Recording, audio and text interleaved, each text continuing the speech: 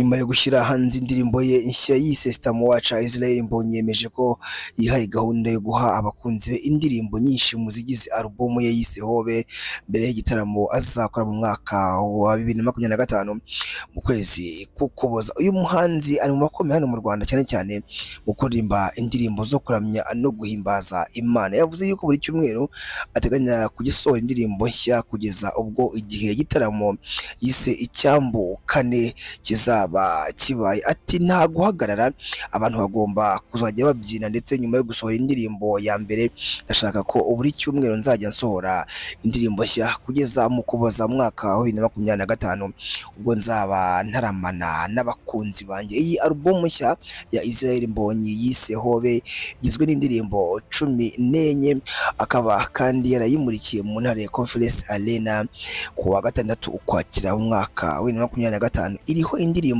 ziri mu ndimi eshatu arizo Kinyarwanda, Icyongereza ndetse n'Igiswahili, ikaba ikoze mu njyana zirimo amapiano gakondo n'izindi zinyuranye. Uko Israel Mbonyi akomeje gusohora indirimbo nako akomeje kugenda akora imyiteguro, ndetse n'imyiteguro ikomeye, n'imyiteguro yo gusohora indirimbo nshyashya nk'uko agenda bivuga, ndetse ari nako agenda akora igitaramo yise Icyambu kane, ndetse n'igitaramo asanzwe akora dore yuko si ubwa mbere yujuje Biki Arena ndetse si n'ubwa kabiri, ni ibintu asanzwe akora. Hobe iyi alubumu ni alubumu ya gatanu Israel Mbonyi nyuma ya number 1 ndetse n'ibindi bitaramo yagiye akora, ndetse bikitabirwa ku rwego rwo hejuru. Uyu muhanzi ngira ngo abenshi baramuzi cyane dore yuko ari umuhanzi bivuga yuko yazamuwe n'umuhanzi Theo Bose Babireba, ndetse ari naho abantu bamaze iminsi bamutera utwatsi bavuga bati umuntu wagufashije, umuntu wakuzamuye wagiye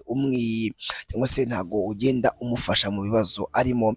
Ati nyamuneka garuka ufashe uwagufashije, garuka ube hafi y'uwakubaye iruhande, garuka ube hafi y'uwatumye umenyekana. Ngira ngo ni ibivugwa yuko Israel Mbonyi kugira ngo amenyekane cyangwa se kugira ngo tumumenye nk'icyamamare yabifashijwemo n'umuhanzi Theo Bose Babireba. Iyi ngiyi ni YouTube channel yacu kandi yanyu yitwa Tatibu Wad, ni mu gace twise Tatibu Update, aho tuba tukugezaho amakuru abagiye agezweho, amakuru abagiye acicikana.